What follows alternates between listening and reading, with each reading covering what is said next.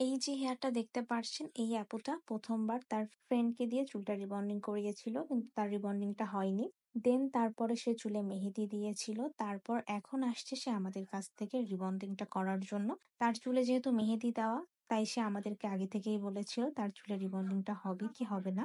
তাকে আমরা সবটাই খুলে বলেছিলাম যে চুলে মেহেদি দেওয়া থাকলে মেডিসিন অনেক সময় বসে না। আপনি রিবন্ডিং না, আপনি শাইন বন্ডটা করেন। শাইন বন্ডটা আপনার চুলের জন্য ভালো হবে।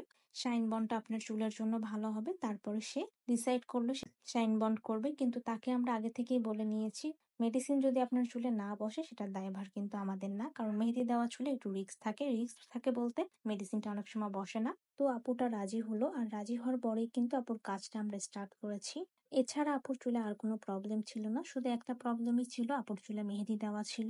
আর চুলে মেহেদি দেওয়া থাকলে আমরা অনেক টেনশনে পড়ে যাই যে চুলটা হবে কি হবে না। কারণ মেহেদি দেওয়া থাকলে মেডিসিনটা ঠিকমতো বসতে চায় না। তাও এই আপুর একটা জিনিস আমার কাছে ভালো লাগছে, যে আপুটা আগে থেকে নিজে থেকেই বলেছে যে আপুর চুলে মেহেদি দেওয়া ছিল।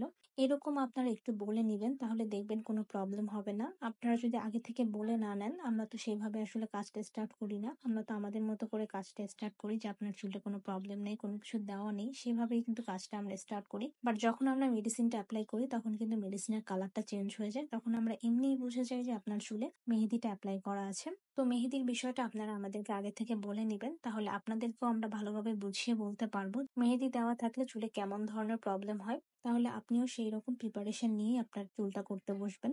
এটা আমাদের জন্যও ভালো, আপনাদের জন্যও ভালো।